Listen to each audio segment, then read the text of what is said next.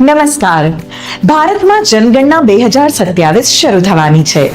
આ જનગણના ખાસ છે કારણ કે આ વખતે જનગણના ડિજિટલ સાધનો દ્વારા કરવામાં આવશે. પ્રથમ તબક્કામાં ઘર યાદીની કામગીરી એટલે કે દરેક ઘર અને કુટુંબની નોંધણી અને ગણતરી કરવામાં આવશે અને બીજા તબક્કામાં વસ્તીની ગણતરી કરવામાં આવશે. ચાલો આપણે પ્રથમ તબક્કા વિશે વાત કરીએ. આ તબક્કામાં નિમણૂક કરવામાં આવેલા ગણતરીદારો દરેક ઘરની મુલાકાત લેશે અને તેમના વિશે માહિતી એકત્રિત કરશે.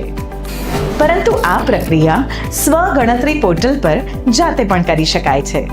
કુટુંબનો મુખ્ય માણસ અથવા તેમના વતી કુટુંબનો કોઈ પણ સભ્ય આ પોર્ટલ પર જઈને પોતાના ઘર અને ઉપલબ્ધ સુવિધાઓ સંબંધિત માહિતી જાતે પણ ભરી શકે છે.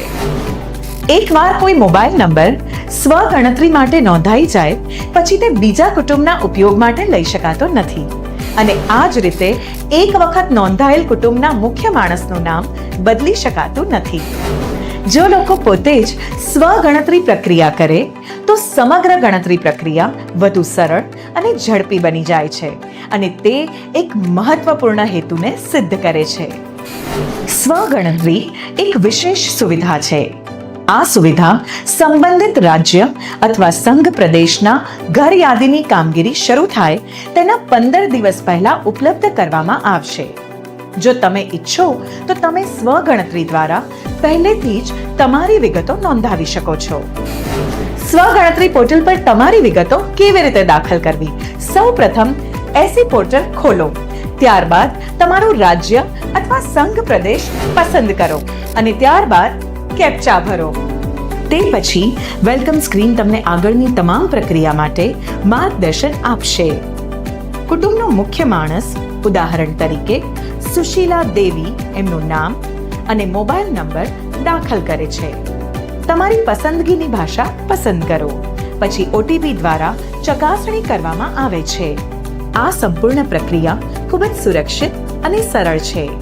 તમારો જિલ્લો અને નજીકનું એક પ્રસિદ્ધ સ્થળ પસંદ કરવું જરૂરી છે. પછી તમે શોધેલ સ્થળ મુજબ નકશા પર એક માર્કર દેખાશે. હવે આ માર્કરને તમારા ઘરના સ્થળ પર મૂકો અને પછી સેવ કરો અને આગળ વધો પર ક્લિક કરો. આ પછી ઘર યાદીની કામગીરીના પ્રશ્નોનું પેજ ખુલશે. તેમાં મોટા ભાગના પ્રશ્નો વિકલ્પ આધારિત હશે. નામ દાખલ કરવા માટે ફોનેટિક અને વર્ચ્યુઅલ કીબોર્ડની સુવિધા પણ ઉપલબ્ધ રહેશે. તમને કોઈ પણ શંકા હોય તો વારંવાર પૂછાતા પ્રશ્નો અને ટૂલ ટિપ્સથી તરત જ માર્ગદર્શન મળશે. જો તમારા દ્વારા કોઈ પ્રશ્ન અથવા માહિતી અધૂરી રહી જાય તો સિસ્ટમ આપમેળે તમને સૂચના આપશે. બધી વિગતો ભરી લીધા પછી તમારા દ્વારા ભરવામાં આવેલી માહિતીને ધ્યાનપૂર્વક તપાસો. તમે તેમાં સુધારા પણ કરી શકો છો. પછી તેને સેવ કરો અથવા સબમિટ કરો. માહિતી સબમિટ કર્યા પછી પ્રથમ અક્ષર H થી શરૂ થતી 11 આંકડાની એસી આઈડી તમને સ્ક્રીન પર દેખાશે.